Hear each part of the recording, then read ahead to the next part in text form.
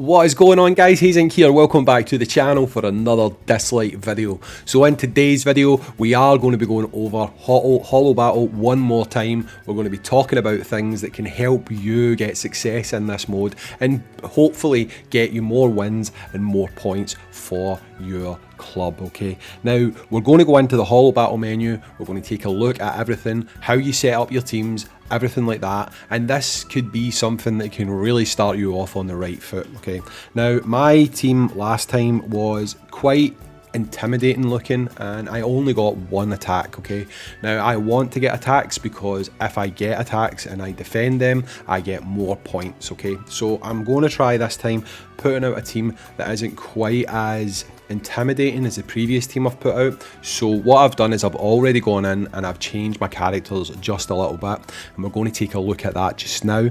So if we go in here, we can see that this is my formation. Okay, now what I'm basically going for is I'm going for speed. Okay, now the current meta is pretty much a speed meta. Okay, so if you have got speed leads, I recommend you probably go with them because you're seeing a lot of success with this right now.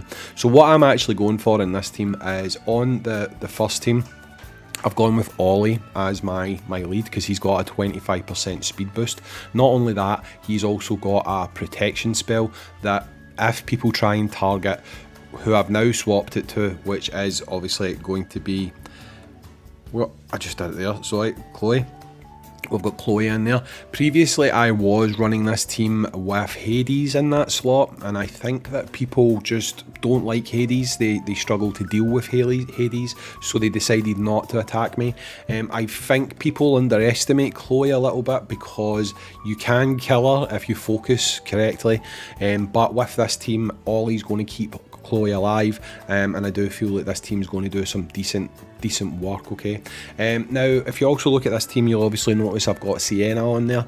The idea behind that is it's a pushback control team. Okay, so Sienna on my team's got really good speed, and if I factor that in with the fact I've got Ollie as the lead, she's gonna go fast and she's going to go first probably most of the time, so she's going to push that team back. She's then going to use her second skill, which is going to be attack up, and she is going to allow Chloe to put in the work along with Ollie, and in theory that should be quite a quick easy kill. So I would say if you've got characters like Medusa, stuff like that, people who can affect the character's turn orders, that's going to be very strong for you. You're going to do well with that. Partner that up with a good DPS, someone who can strip buffs, someone who can push back. You'll find that your defense team is probably going to function pretty well. So on the second team, I've done something fairly similar. Again, we've got Tai. She's there for both speed up and also for AP manipulation, because she is going to be stripping the AP away from the enemy as well as applying AP to my characters in the defense team, meaning they are going to go first. Naturally speaking, you've also got Gabrielle, who is quite a fast character, and if you've built her to have a little bit of speed as well, you'll find that she is going to get her turn very quickly, meaning she can use her level 3, which will make your team immune, and in a very short battle like this, immunity can be quite important because it will stop people from being able to control you on the field the way that I'm planning to do on my first team. If you've got Gabrielle going quick enough, she will protect you from that and you won't have that happening. And obviously on this team from a DPS, I previously had Osiris. I've took him off and I've put Li Ling on instead because, again, I think people can sometimes be a little bit put off by Osiris. They might think he's a little bit hard to deal with, so I've put Li Ling on here in the hopes that people maybe find him a little bit more of a doable character, because like I say, I want to see more attacks. I want replays of attacks so that I can learn from them and so I can use them to basically continue to be stronger in this mode. Okay, so that is basically how you set your attack, your defense team. Sorry, like I say, right now the meta is mainly focused around speed. So if you can build yourself for speed, I think you'll do pretty well in this mode, defensively speaking, because I know from speaking to my clubmates, a lot of clubmates avoid some of the harder looking speed teams. So if you can do that, then it might actually mean that you are kind of protecting your team a little bit through fear more than anything else. So my team have now been going through, they've been setting their defense teams. Shout out to all my faction mates right now. You can have a quick, if you want to pause it, you can have a look. You can have a look at the kind of defense teams these guys are going with. You can see there's a fair mix of some people going for attack, some people going, there you go, there's a good example of trying to push out the kind of speed meta that I'm talking about.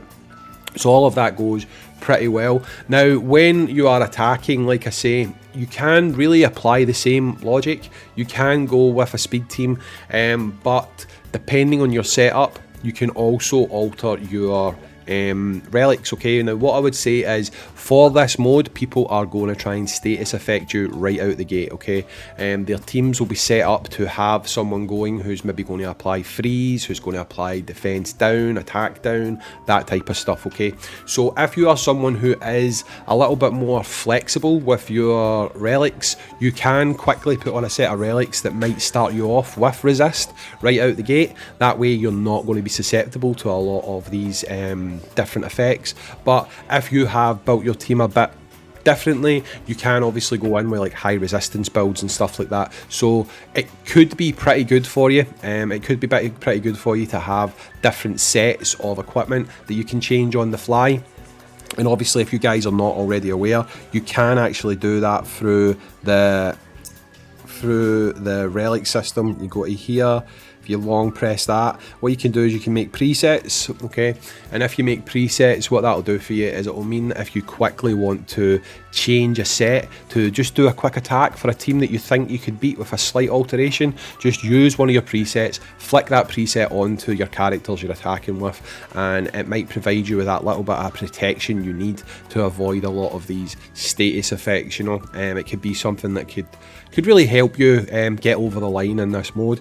Now, it's a very enjoyable mode. What I would say is if you are a club leader, you have got a certain responsibility to speak to your club members, find out who is not going to be very strong in this event and move them out of the attack order, because only 25 of your club mates can attack. Okay, so if you have a few weaker members of the team, obviously speak to them, talk to them, give them some tips about getting stronger. But for this club mode, what I would maybe consider doing is go manage participants, move out some of your weaker members, put in some of your stronger members who are maybe down at the bottom, who can't currently get into the event. But work with your club, don't just kick people out. I mean, that's not a very nice way of doing it. Speak to them, say, look, we need you to get better, we need you to start focusing on this, that and the next thing, and then you can move them into the following club battle, because 5 people are always going to miss out on this no matter what. So really you should use that to your advantage and make sure you have the strongest 25 members possible in your team, okay?